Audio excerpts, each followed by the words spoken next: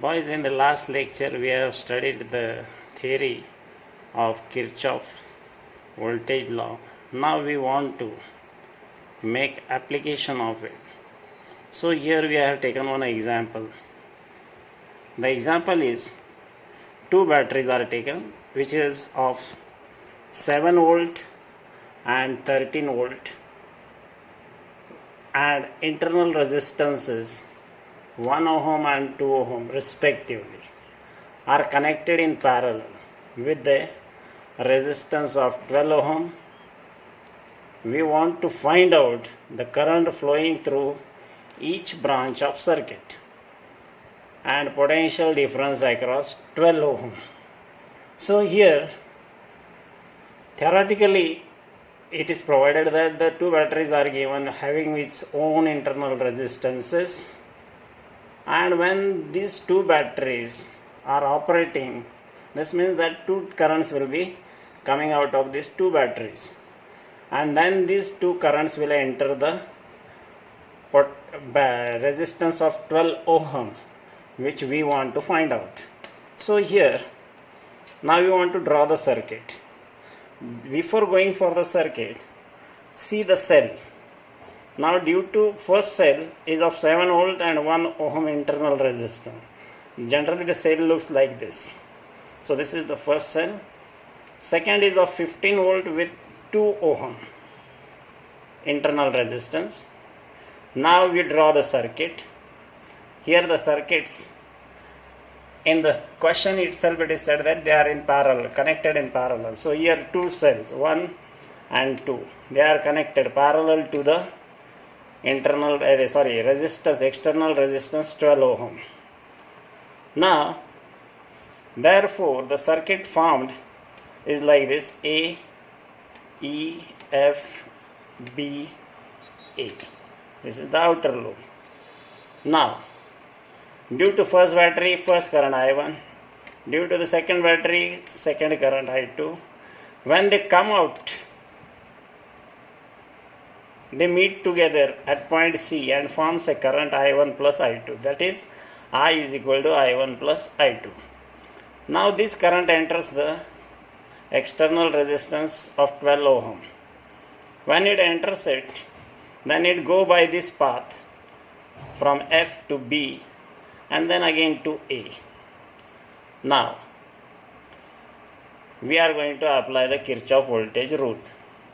Now we are, first of all, direction of tracing is shown like this, anti-clockwise direction, that is from A to E, F, B.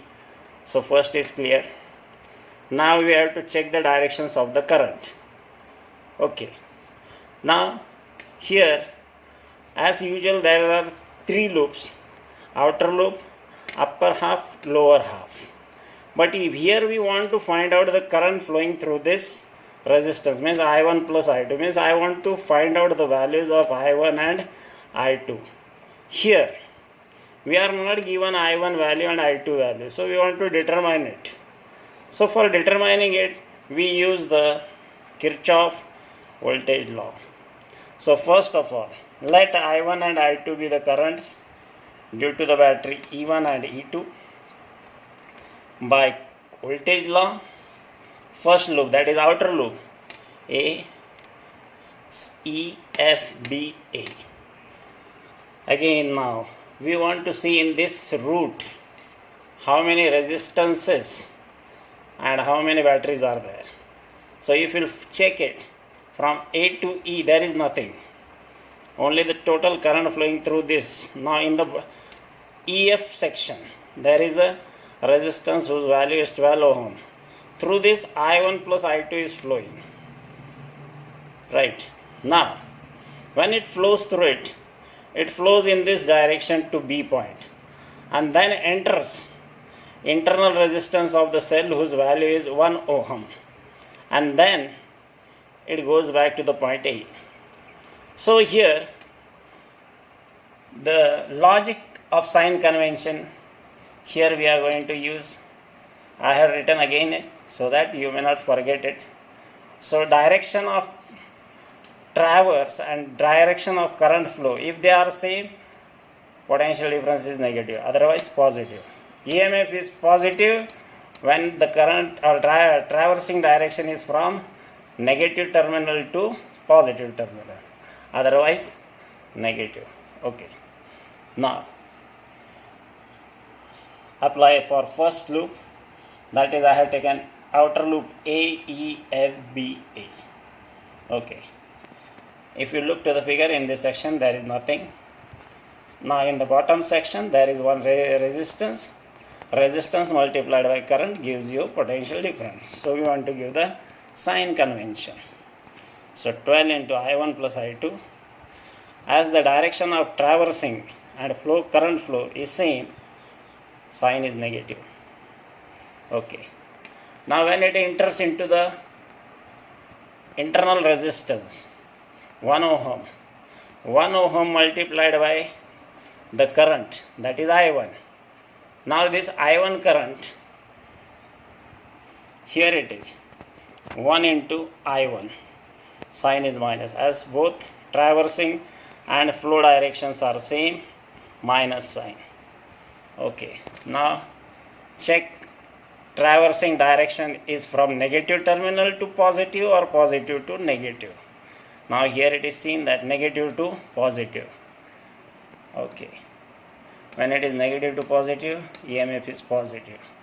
So here I have taken that the value is plus 7, that is E1 is plus 7. Now writing this with signs and forming an equation, we get minus 12 I1 plus I2 minus 1 into I1 plus 7 is equal to 0, as by the Kirchhoff voltage law. Rearranging the terms, we get 12 into I1 plus I2 plus I1 is equal to 7. Call it equation number 1. Okay, so this was the first outer loop. Now I am taking the lower loop, C, E, F, D, C. This means that you can take also above a half loop also. But for the understanding purpose, I have taken the lower loop. So now in this section there is nothing. Okay. Now the current I1 plus I2 multiplied by 12 ohm. So I write this in this form for loop C, FDC. 12 I1 plus I2, sign is minus. Again, this current enters from D point towards C. So the internal resistance is 2 ohm. 2 ohm multiplied by the current, that is I2. Here it is shown that 2 into I2 gives the potential difference, as direction of traversing and flow of current is same, therefore minus 2I2. Now battery. Now the battery E2 is connected, and therefore the battery value is given to be 13 volt. Now when it is given 13 volt, this means that now direction I have to check. Traversing direction is from negative terminal to positive terminal, hence positive. So here I have taken that plus 13. Right in the equation form, I get 12 into I1 plus I2 minus 2I2 plus 13 is equal to 0. Rearrange it, we get new equation, that is called as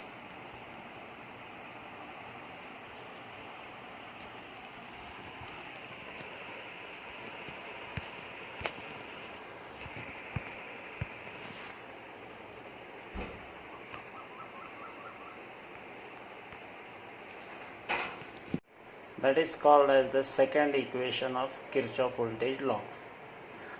Now take these two equations which we have found out, we call it as one number equation and 2.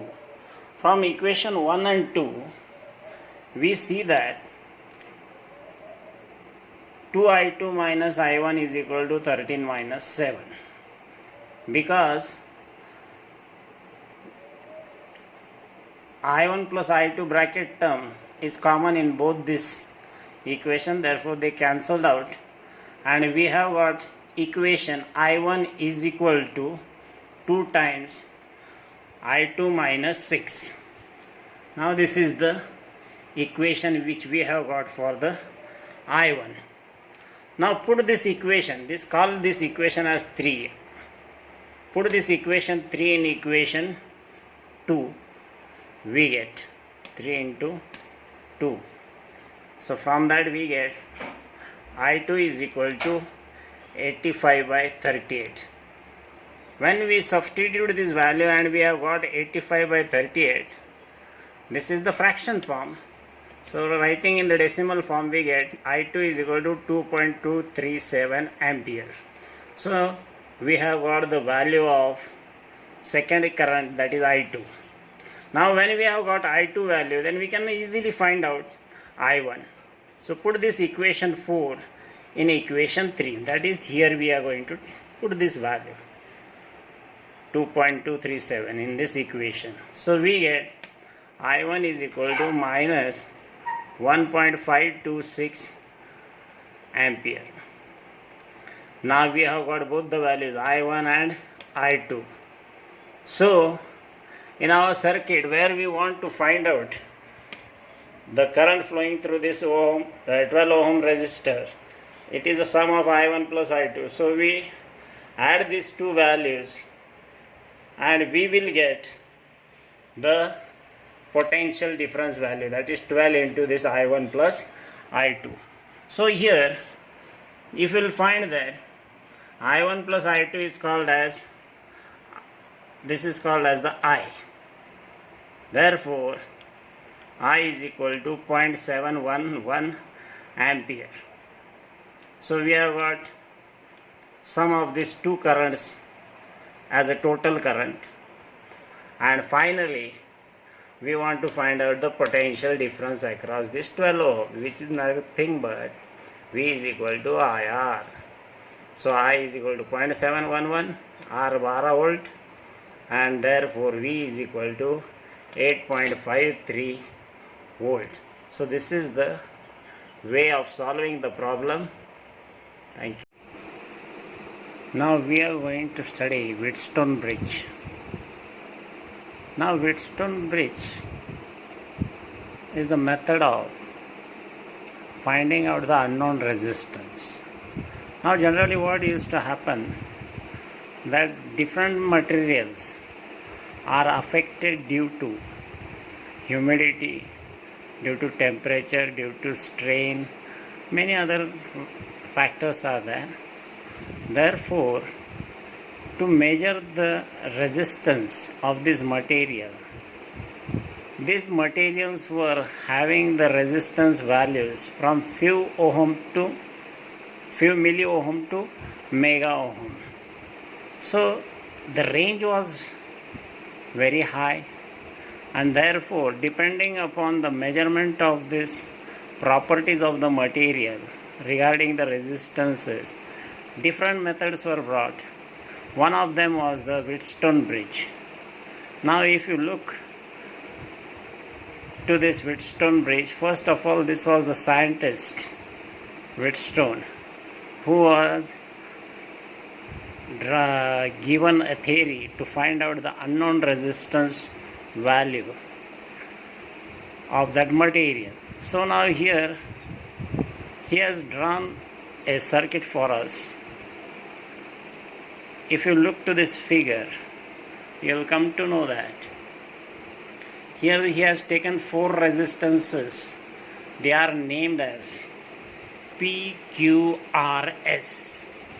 Now these are the 4 resistances: P, Q, R, S. When these 4 resistances he has taken, he has connected in such a way that it is forming a quadrilateral. If you see geometrical figure, quadrilateral, it is represented by A, B, C and D. Now, across this A and C terminal, that is from the outside part, 2 components are connected. One is called as the EMF E another is the key. Now the role of the keys is there to switch on or to switch off the circuit. There is one more component which is being connected diagonally between point B and D, that is called as the galvanometer. Now we will see that how it operates. Now when the key is closed, this means that the points are connected now together. When the key is closed, current due to this EMF E is called as I starts flowing. It comes to a point, junction point A, where the current I get divided into two currents, I1 and I2. When these two currents gets divided, this means that I1 is going to pass through resistance P and I2 is going to pass through resistance S. Now, at point B, you see that the current which is coming is I1, but this I1 current gets distributed into two paths. Therefore, one path through which the galvanometer branch, the current flow is called as the IG. Here it is written as IG. Now, this means that from I1, IG is going to this side, remainder is I1 minus IG, that is passing through the resistance Q. This means that from A point I1 has started, it has reached to point B. At point B, distribution takes place. Current flowing through the galvanometer is called as IG. Remaining current is called as I1 minus IG. Now this current flows through the galvanometer and reaches the point D.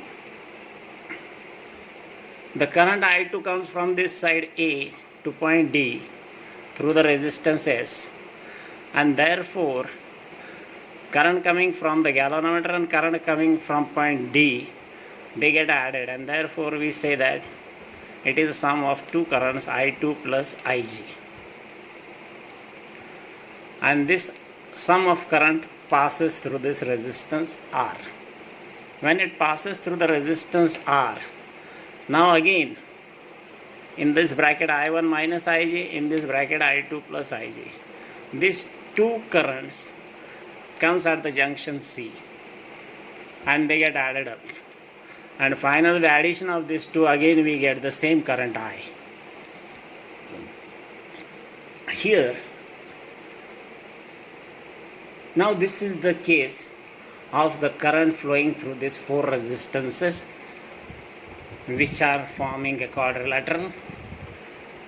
Next is that we know that I is being written in the form of I is equal to I1 plus I2. So looking to this figure, you will come to know that two loops are formed, left side and right side. That is A, B, D, A, B, C, D, B. So these are the two loops. Now again we have to apply the voltage law. When we apply the voltage law, traversing direction is from A, B, D, A, that is clockwise. Okay. So now, as usual, we know that by Kirchhoff voltage law, sum of potential difference plus sum of EMF is equal to 0. Okay. Now current flowing through this resistance P is I1, therefore I1P. Direction of tracing and direction of flow of current is same, so sign is negative. So we have written minus I1P. Current is flowing through this direction G, that is through the galvanometer. Direction is same, traversing direction is same, minus. Therefore, minus IGG. When it comes out, the direction of current due to I2 is opposite to traverse direction. This means sign is positive, I2 into S. So therefore we get I2S sign is positive, therefore equal to 0. Call this as equation number 2. Now second loop, again using the same theorem, Kirchhoff voltage law. Now the clockwise direction means B, C, D, B. Now if you look to this,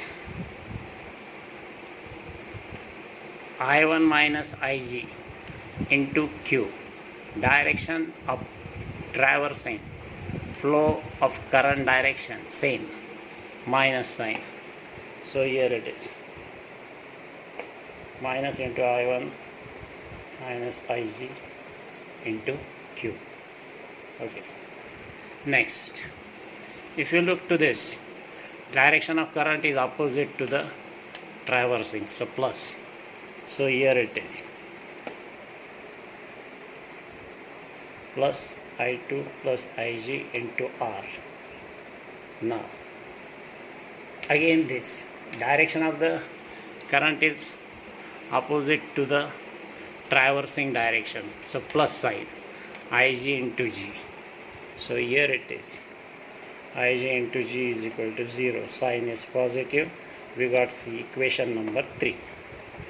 So now we are having these two, equation number 2 and 3. Now here the condition is that we say that the bridge is said to be balanced. Bridge is said to be balanced when the voltage at B is equal to voltage at D. That is, the voltages at diagonal points must be equal. So therefore no current will flow through this galvanometer. When no current flows through this galvanometer, this means that Ig will be 0. So hence we have written here, when bridge is balanced, when bridge is said to be balanced, Vb is equal to Vd, that is Ig is equal to 0. And this is obtained by adjusting the values of P, Q, R, S resistances values. Now, when we have taken Ig is equal to 0 condition, then substitute in equation 2 and 3. What will happen? This Ig equation will become, here we are going to put Ig value 0, here 0, here 0, we get final I1P plus I2S is equal to 0. Rearrange it, I1P is equal to I2S, that is called as equation 4. Similarly, third equation becomes I1Q minus I1Q plus I2R is equal to 0. Therefore I1Q is equal to I2R. So name it 4 and 5 number equation. Divide equation 4 by 5. We get P upon Q is equal to S upon R. And this is called the condition for balancing the Wheatstone bridge. Thank you.